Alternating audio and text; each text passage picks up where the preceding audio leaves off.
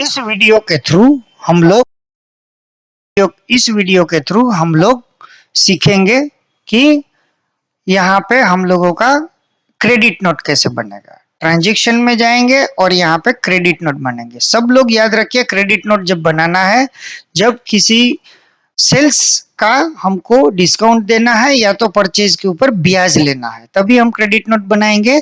और इसका कोई मटेरियल से लेना देना नहीं होगा, मटेरियल हमारे पास रिटर्न नहीं आया होगा, तभी क्रेडिट नोट बनाएंगे।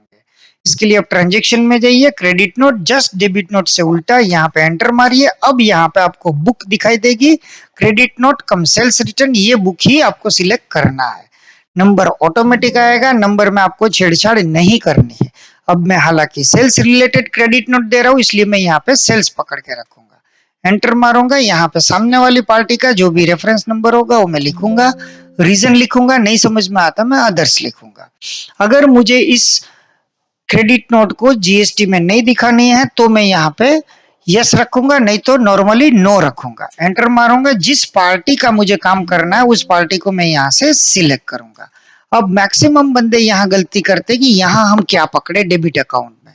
तो सबको मैं बता दूं कि जब आप सेल्स लेते हो तो जो इस पार्टी को आपने इस पार्टी को जिस बुक से सेल किया है, ट्रांजैक्शन में जाओगे और जिस बुक से सेल किया है, यहाँ आपने सेल किया होगा तब आपने यहाँ पे बुक पकड़ी होगी, इसको हम लोग बुक बोलते हैं।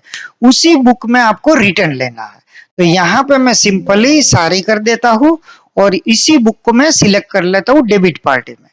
बिल के लिए मेरे पास बहुत सारे बिल है, समझो मैं इसमें डिस्काउंट देना चाहता हूँ तो मैं 2 नंबर लूंगा और इसमें मैं 200 रुपया 250 रुपया डिस्काउंट देना चाहता हूँ, 250 रुपया लूंगा और जो भी डिस्क्रिप्शन से वो डाल के एंटर मार दूंगा। इसके बाद मैं आगे जाऊंगा और इसमें इंटरेस्ट का जो परसेंटेज होगा वो परसेंटेज डालूंगा। आई मीन टू से कि जितना जीएसटी होगा, एंटर एंटर एंटर मारूंगा और इसको मैं सेव कर दूंगा। ये सिंपली सेव हो जाएगा, उतना उसमें से माइनस हो गया।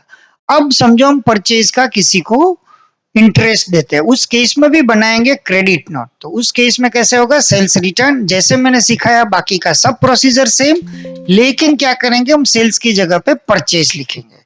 अब जैसे ही परचेज लिखेंगे आगे बढ़ेंगे, रेफरेंस नंबर समझो सामने वाली पार्टी ने जो दिया वो डालेंगे, अदर्स रखेंगे, यहाँ पे नो, यहाँ पे हम पार्टी का सिलेक्ट करेंगे कि जैसे कि मेरी ये पार्टी को मुझे करना है।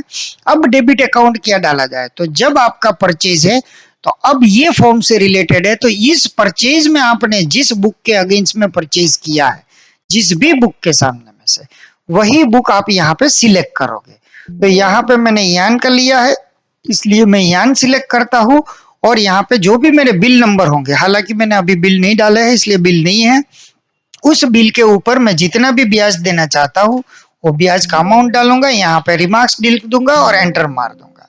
अब मेरा ब्याज जो है वो 12% के हिसाब से, इसलिए मैं 11% करूंगा। एंटर एंटर मार के इसको मैं सिंपली सेव कर दूंगा। तो इस हिसाब से क्रेडिट नोट बनाई जाती है। Thank you.